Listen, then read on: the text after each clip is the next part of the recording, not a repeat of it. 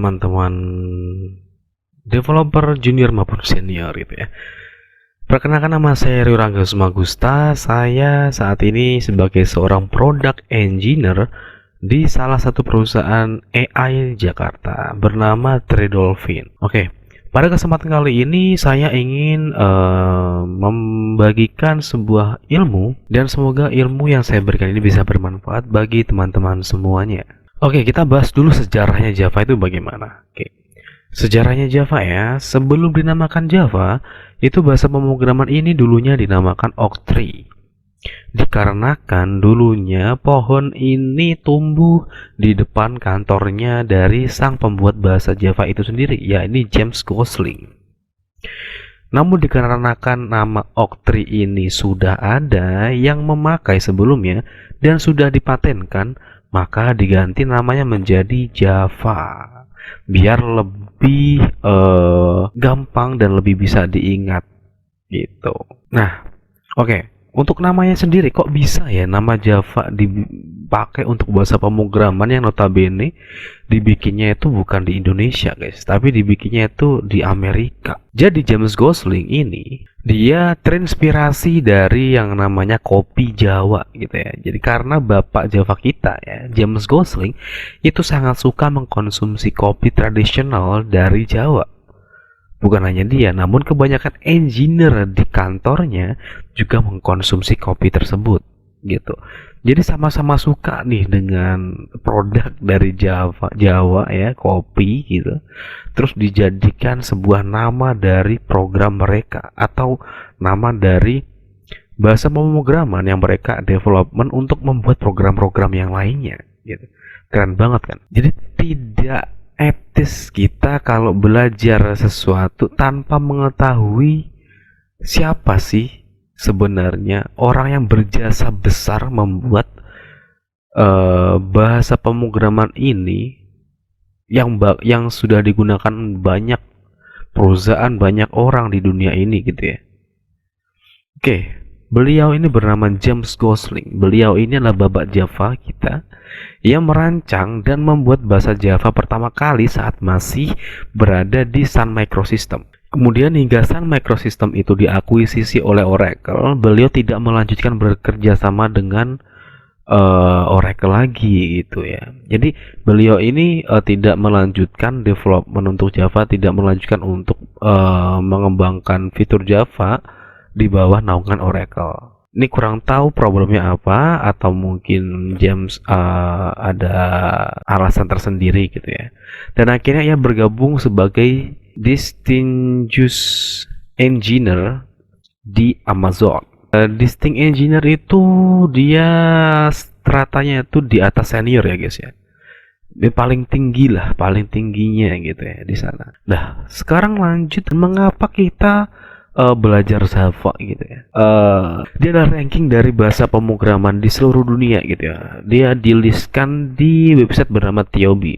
Java saat ini dia ada rank 4. Jadi dia Java itu tidak pernah turun sampai nomor 5 ke bawah, itu nggak pernah ya guys ya, harusnya. Dia selalu antara posisi ke 1, 2, 3, 4 ini bisa ganti-ganti, kadang dia ketiga, kadang dia kedua, bisa jadi nanti kadang ke pertama gitu. Jadi bisa dibilang Java sampai saat ini itu masih banyak digunakan di perusahaan-perusahaan besar juga ya guys ya. Jadi masih layak dipelajari, cukup layak ya. Nah, ini adalah perusahaan-perusahaan yang masih menggunakan Java untuk back-end-nya.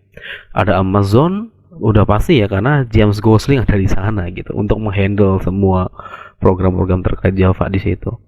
Ada Google, ada Netflix, Instagram, dan juga Microsoft juga masih menggunakan Java. Padahal Microsoft sendiri juga punya bahasa pemrograman dia sendiri ya, yaitu C# ya.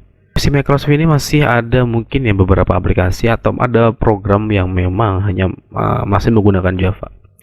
Selain itu ya teman-teman, menurut saya sendiri Java itu masih layak digunakan karena dia bahasa pemrograman yang paling bisa dibilang dia banyak tools-tools yang kompatibel dengan dia, atau banyak library yang kompatibel dengan bahasa ini gitu. Jadi yang nggak bisa digunakan di beberapa bahasa lainnya. Kemudian untuk di Java sendiri kita nantinya akan mengenal dengan yang development toolsnya. Di Java ini kita menggunakan JDK atau Java Development Kit, dan JRE atau Java Runtime Environment.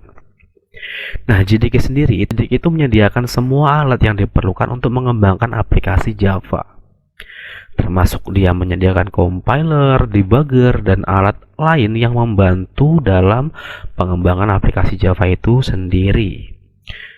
Dan di JRE-nya digunakan untuk menjalankan aplikasi Java-nya nanti setelah selesai development.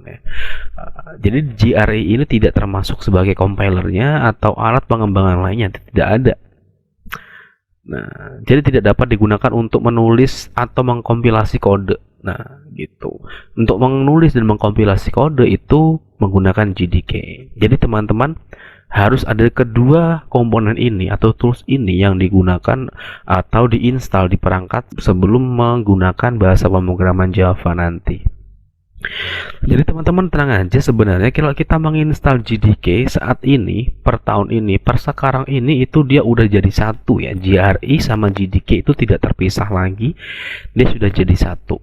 Nah, sebelumnya mereka terpisah, jadi harus instalasinya itu harus secara terpisah ya. Tapi sekarang sudah tidak, sekarang sudah bisa sekali install bisa langsung masuk JRE dan JDK sekalian gitu ya. Kemudian selain kedua itu ada juga yang namanya JVM atau Java Virtual Machine. JVM itu merupakan sebuah mesin virtual yang memungkinkan komputer menjalankan program yang ditulis dalam bahasa Java gitu. Jadi JVM ini yang memberikan suatu output dari kode-kode atau bahasa yang kita cantumkan di dalam kode-kode itu. Jadi kode-kode yang kita buat nantinya itu hasilnya akan diproses sama JVM dan ditampilkan ke user gitu. Nah, JVM ini ya berfungsi menjalankan suatu bytecode, yaitu bentuk program Java yang sudah dikompilasi dari kode sumber atau source code. Jadi sebelumnya itu nanti kalau kita menjalankan program itu, program kita itu akan dikonversi dari bentuk yang kode-kode gitu dibikin sebagai menjadi bytecode. Nah, dari bytecode ini baru diproses lagi ke JVM.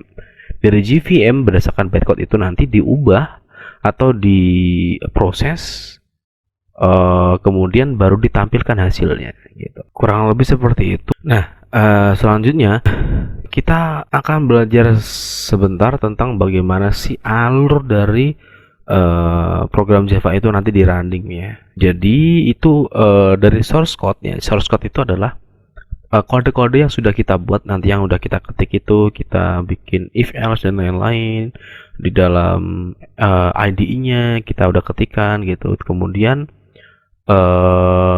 setelah kita selesai membuat suatu kode, kita selesai dan kita akan menjalankan programnya, itu dikompil dulu menggunakan JDK ya guys ya. Nah, dari JDK nanti dikonversi ke dalam bentuk binary, sehingga menjadi file-file yang berbentuk .class gitu. Setelah itu di arsip file bytecode-nya ke dalam extension .jar. Jadi semua file-file kelas-kelas yang sudah dikompilasi atau dibikin binary itu nanti diarsip lah intinya. Diarsip kayak katakanlah di zip lah ya gitu. Di zip. Kalau di sini, kalau kita kan .zip ya biasanya. Nah, kalau di sini dia .jar. Nah, kemudian di running menggunakan JRE, Java Runtime Environment. Di dalam JRE itu ada JVM. Nah, dari JVM nanti diproses, setelah itu baru ditampilkan ke kita gitu guys ya hasilnya. Oke, cukup untuk video kali ini, cukup sekian dulu ya guys ya. Selanjutnya nanti kita akan belajar bagaimana cara instalasi dari Java-nya itu gitu. Kita akan praktek instalasi supaya teman-teman bisa segera mulai masuk ke dalam proses pembelajaran Java-nya atau proses coding ya. Terima kasih semuanya, jangan lupa subscribe channel Rio Rangga Semagusta dan semoga bisa bermanfaat, dan see you next video. Bye bye.